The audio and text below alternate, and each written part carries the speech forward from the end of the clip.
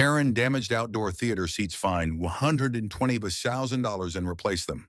The sun had barely crested over the sleepy suburban hills when the first scream echoed through Willow Creek's community park. "Who did this?" bellowed Marla, the theater troupe's director, her voice cracking like a whip. By noon, the entire neighborhood knew someone had turned their beloved outdoor theater into a battlefield of splintered wood and spray paint. Willow Creek wasn't just any planned community.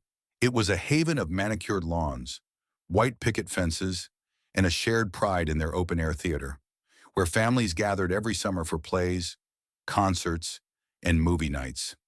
The theater, with its handcrafted cedar benches and ivy-draped pergola, was the heart of the community, funded by years of bake sales and local donations.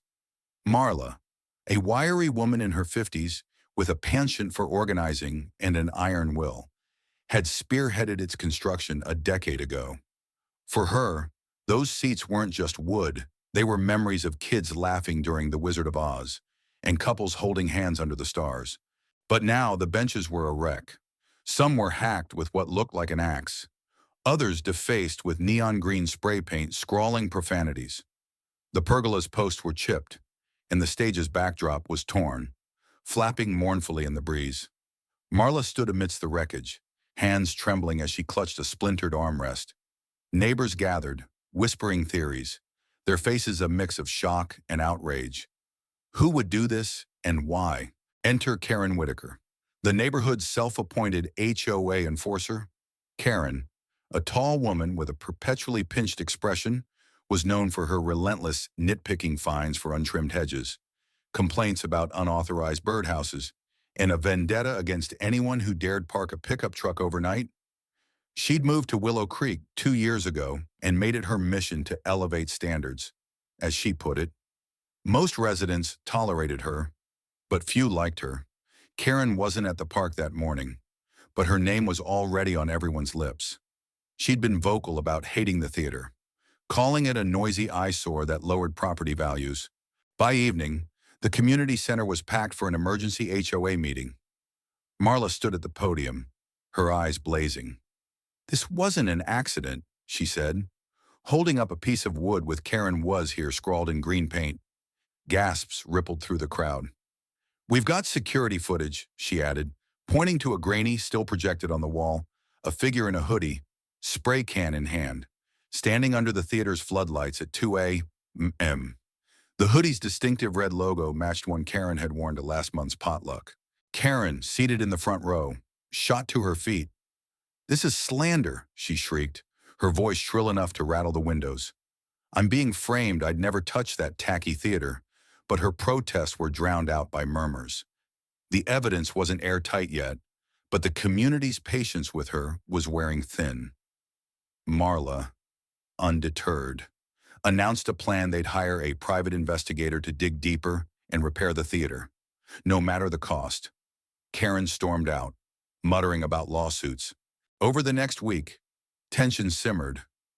The investigator, a grizzled ex-cop named Dan, combed through footage, interviewed neighbors, and traced the spray paint to a hardware store 20 miles away.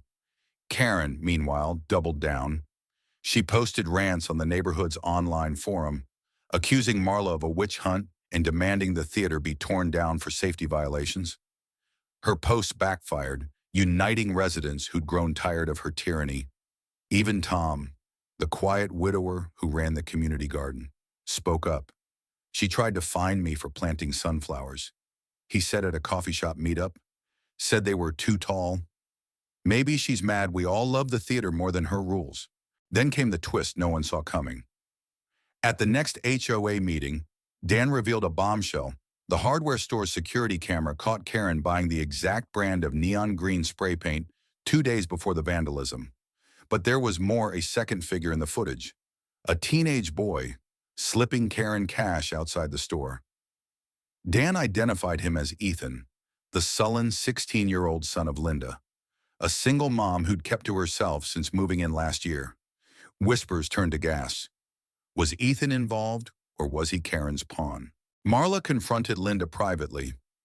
Linda, a soft-spoken nurse with tired eyes, broke down Ethan's been acting out, she admitted. Karen caught him smoking behind her garage last month and threatened to report him unless he did her a favor. I didn't know what it was until now. Ethan, dragged into the next meeting, confessed tearfully. Karen had paid him $50 to scare the theater people by damaging a few benches, promising it would teach them a lesson. She'd supplied the paint and even driven him to the park that night. The community erupted. Karen's plan had been to frame the vandalism as a random act, hoping to push the HOA to demolish the theater. Instead, her scheme unraveled spectacularly. At the final meeting, held in the damaged theater itself, Marla presented the full evidence, the footage, Ethan's confession, and receipts for the paint. Karen, cornered, tried to spin a sob story about protecting property values, but no one bought it. The crowd's boos were deafening. The HOA board didn't hold back. They fined Karen $120,000 to cover repairs, legal fees, and emotional distress to the community, a figure calculated to sting, given her flaunted wealth. She was also ordered to personally oversee the replacement of every bench, a humiliating task that forced her to face the neighbors she'd betrayed. Ethan, spared harsher punishment due to his age and coercion, was assigned community service, rebuilding the pergola under Marla's watchful eye. As workers hauled in new cedar benches, the theater began to heal. Karen, meanwhile, became a pariah. Her rants on the forum stopped, her fines went ignored, and her house went up for sale. On the night of the theater's grand reopening, Marla took the stage to a standing ovation. The new benches gleamed under the floodlights, and the pergola stood stronger than ever. "This is our place," Marla said, her voice thick with emotion. "No one can take that from us." The crowd cheered, but the victory was bittersweet. The theater was restored, but trust had been fractured. Karen's actions had exposed fault lines between those who saw the community as a family and those who saw it as a battlefield. As the first play of the season began, a comedy about redemption, neighbors glanced at each other, wondering, could they move past this? What do you think? Did Karen get what she deserved? Or was the punishment too harsh? Share your thoughts below.